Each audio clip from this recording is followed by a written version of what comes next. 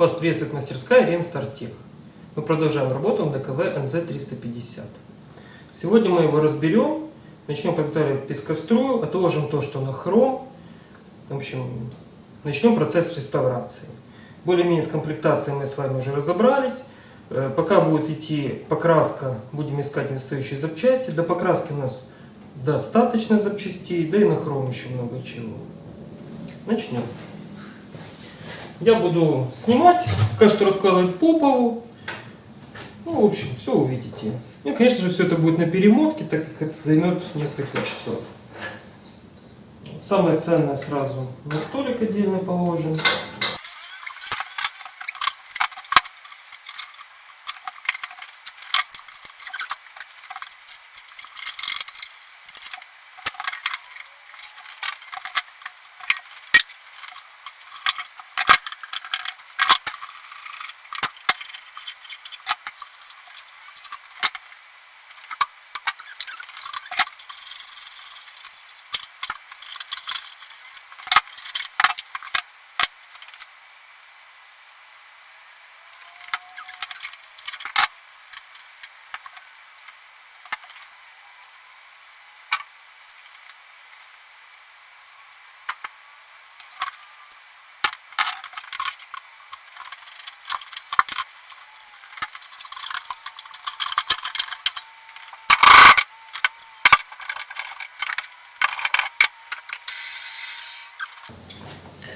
Вот интересный факт. Сейчас посмотрим, насколько вам видно.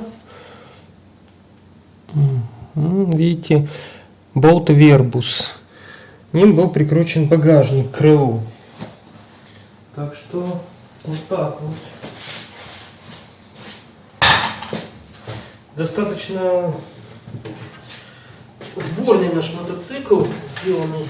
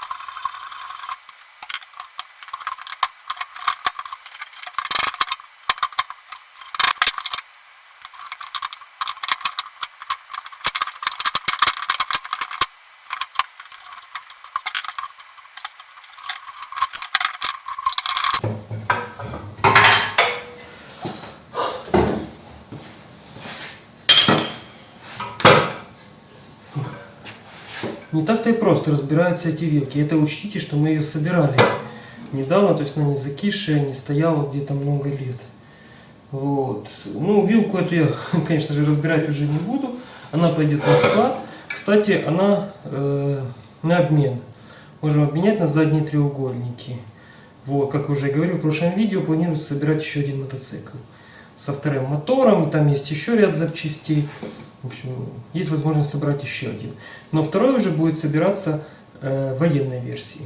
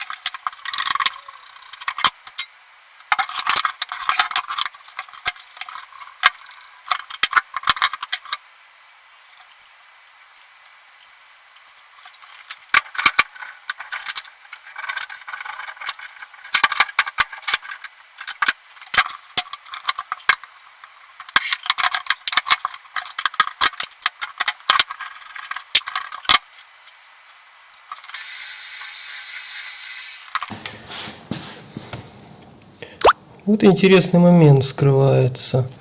Не знаю, сколько вам видно. Да, здесь болт А88G. А второй у нас, как я уже показывал, вот, Вербус.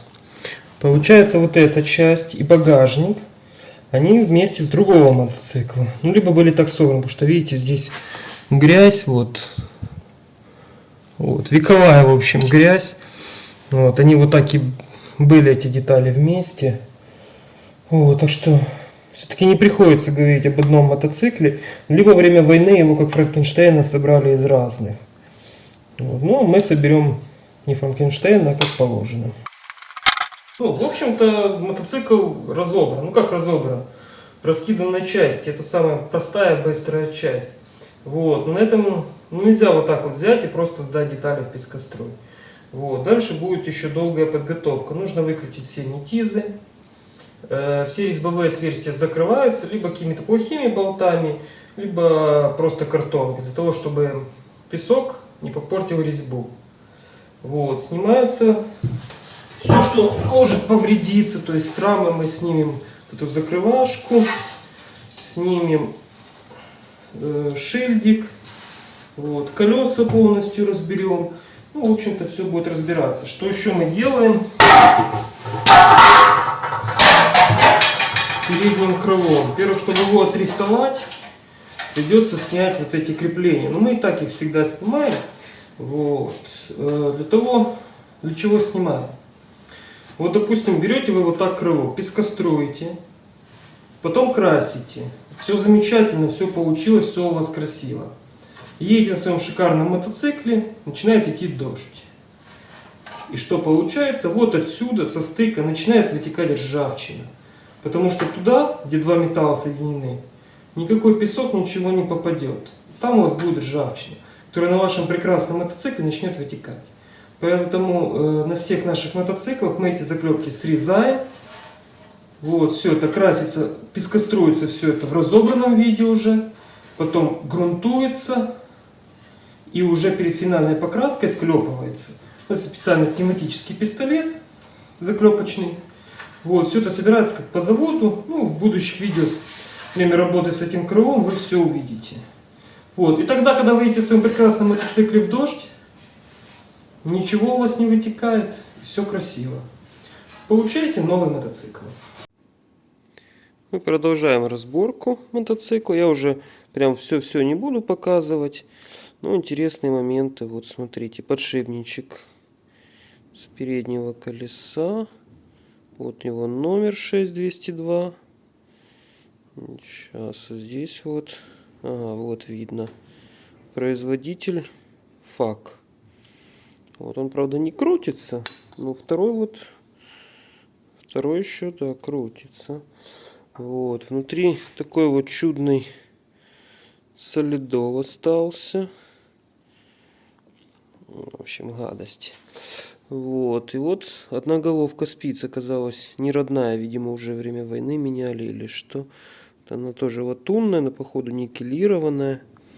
Вот такие на нем на все. Ну, мы с вами уже их видели. Вот они с клеймами. А этой по размерам меньше. И здесь никаких клейм нету.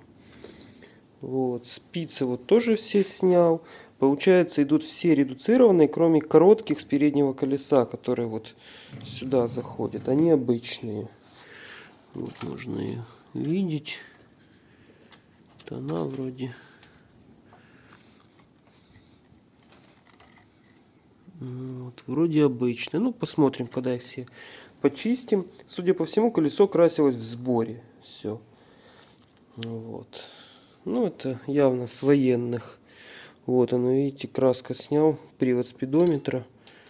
Вот это Фельдграу краска, сверху уже так покрашена. Вот. Ну, продолжаем разбирать. Разобрав заднее колесо, оказалось вот какая штука, смотрите. О, видно. SKF, Fabricate in Sweden. Еще раз что-то там. Чего-то. Made in Sweden. Вот, что получается два колеса с разных мотоциклов. Причем здесь как раз личитой, смотрите, смазки-то и нету. Вот было чуть-чуть вот здесь на краю смазка. А так вот он весь чистенький, кстати, тоже. Все заклеймено. Вот, а подшипники я вот только почистил край, чтобы было видно. Вот с этой стороны они не чищенные. То есть вот видите, как пожалели смазку. Вот, ну, разбираем дальше. Так, а подшипник звездочки оказался вообще другой.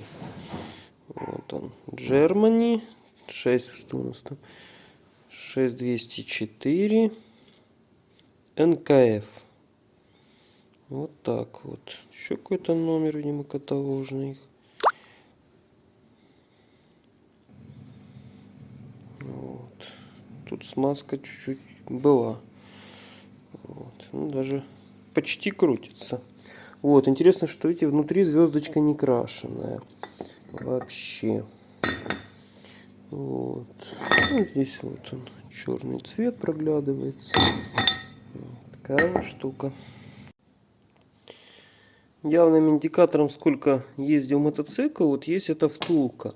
Так как очень часто она расплескивается, хотя может только наших советских, у немцев это было как-то качественнее сделано. Ну вот она, видите, легко досталась. Ну, то, что там, правда, масса была. Смазка закисшая, надо чуть подстучать. Вот, интересно, что болт у них сделан, видите, со сплошной резьбой. Вот, поэтому вот втулка и резьбу уже чуть поела. Вот, с второй стороны, ну, вот гаечкой такой было закручено.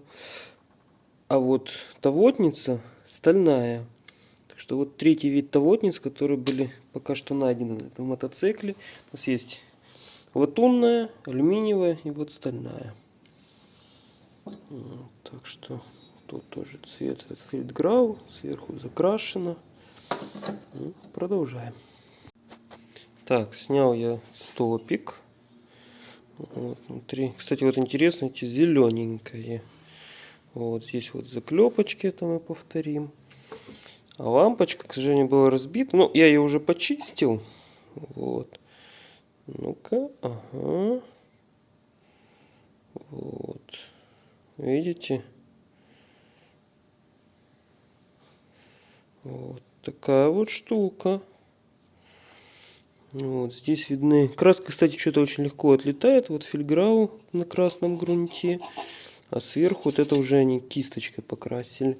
Ну и вот знак, который пока что не удалось опознать. Здесь он внутри видно будут остатки розовой краски. Вот этот мы уже опознали, а вот с этим пока что непонятно. Чем дальше, тем интереснее. Вот, стопик, получается, крепится вот такой чудной пластиной с квадратиком. Вот здесь, получается, резьба нарезана, насквозь винты вкручиваются. Вот, на этот квадратик у нас, значит, вот патрон ставится. Такой вот он замысловатый весь. А самое интересное, это вот. Я думаю, многие знают, как советская эта штука выглядит. Да, это просто вот такой вот кружочек, сюда провод припаян и пружинка. А тут целое устройство. Вот винтиком, фокус. Вот поджимается этот провод. Такая вот выточенная вот умная штука с пружиной. В общем, все серьезно. На сидушке болт оказался, видите, другой. Тоже Риба, но чуть-чуть другой конструкции. Так, в общем-то, аналогичная Ижевска. Вот здесь вот только, видите, чуть по-другому. Ну, в общем-то. Ну, с тавотницей, конечно. Тавотница уже корродирована сильно. Это алюминиевая. Но, как видите, не просижена. Вообще износа не видно. Но, возможно, это из-за того, что здесь чуть другая конструкция. Хотя все равно металл по металлу работает. Разобрал сидушку, все оказалось не так просто, как я и думал. Здесь те вот какие-то шайбы из непонятного материала. Ну, что-то типа не пластик, в общем. Вот так вот они идут. И здесь получается вот, ну вот между работает. Не дает напрямую тереться. Вот. А еще интересный момент. Этот болт, то есть спереди, который идет, он должен, ну, здесь тавотница и солидовым шприцеваться. Как видите, чистенький, девственно чистый. Солидова он не видел. Так что вот такая вот немецкая педантичность.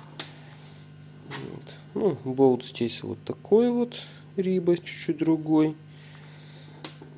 А, еще интересный момент. Вот здесь они покрасили, да? А здесь не покрасили. Вот на вот этой очень хорошо видно. Вот чуть-чуть краска застала, а здесь вообще ничего не красилось. Вот, с сидушкой. Ну, как бы изначально, если были мысли ее оставить, но она же ничего. Вот смотрите, я пробовал вытащить каркас. Чуть-чуть отогнул. Хлоп. И вот оно. Вот, чуть-чуть отгибаешь, и вот оно сразу треснуло. Так вот отогнул, и это все треснуло. Так что сидушка дубовая. Ну и здесь вот видно. Вот как она вся растрескалась. Ее уже, к сожалению, никакой химией ничем не спасешь, что бы там ни говорили. Но она высохла окончательно. Вот, не удержался, разобрал замок. Вот, очень интересно. Вот эта вот часть получается. Сейчас вам покажу. Я его уже провернул. Вот, здесь вот есть вот такие усики. Они упираются вот сюда. Замок нужно прижать, провернуть, он попадает в выемку. Их вот 3 штуки таких. Вот. Дальше у нас идет вот так. Вот. Зараз мы запомним, как оно должно стоять. Что так часто вот разбираешь, все понятно. А когда собирать, ё-моё. А проходит-то время, иногда пару недель, а иногда и полмесяца, месяц, год. Проекты бывают разные по длительности. Вот. Так что такая вот конструкция интереснейшая. Сейчас мы это все аккуратненько сложим.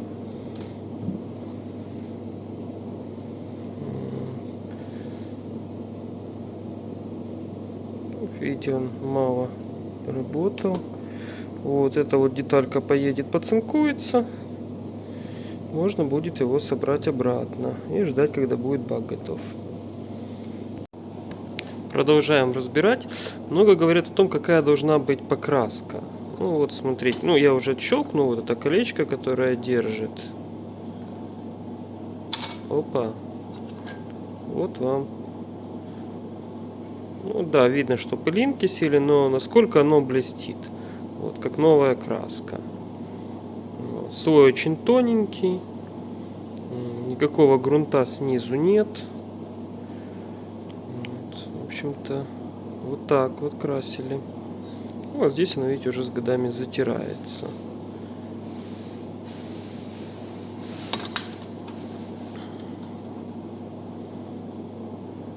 Сама эмблемка, я думаю, чуть подполирнем эту вот туньку. Вот здесь, видите, слегка поржавело. Я думаю, тоже какой-то защитный слой сделаем. Ну, видите, до сих пор блестит. Вот отражается телефон.